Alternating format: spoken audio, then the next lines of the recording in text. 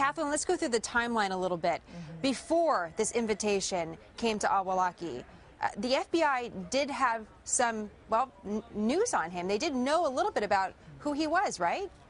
Well, they did, Jenna. There was clearly a breakdown in the vetting process at the Pentagon. These FBI documents obtained exclusively by Fox's investigative team show that less than 6 months after the 9/11 attacks, when the Pentagon was still smoldering, the American cleric Anwar Al-Awlaki, who has ties to 3 of the 5 hijackers on Flight 77 that struck the Pentagon, dined with military personnel after a Defense Department employee vetted the cleric.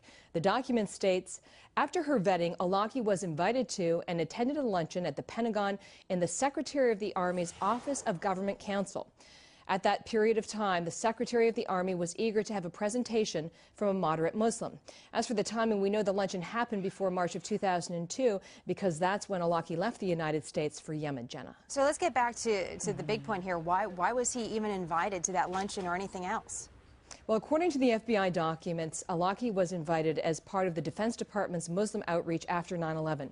The Defense Department employee told the FBI and Army criminal investigators, quote, he condemned al-Qaeda and the terrorist attacks. He was considered to be an up-and-coming member of the Islamic community. That said, our reporting shows that Al-Awlaki was interviewed at least 4 times by the FBI after 9/11 because of his suspicious contacts with the hijackers, Jenna. All right, and obviously now, as we mentioned, on the kill list for the CIA, what is the response from the Pentagon?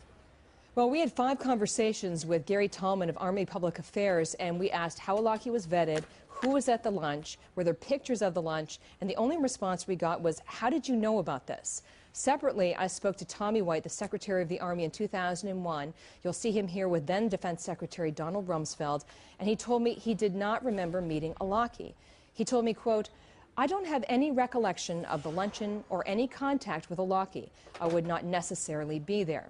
And in the last hour, Army Public Affairs has promised Fox more information on the luncheon. A spokesman emphasized that this was not an Army event and it would have to have been sanctioned by the Office of the Secretary of Defense at that time, so we'll be following up with them as well, Jenna. And we're glad that you and your team did find out about the luncheon, Catherine. Catherine Herridge, great stuff. Thank you so much. You're welcome.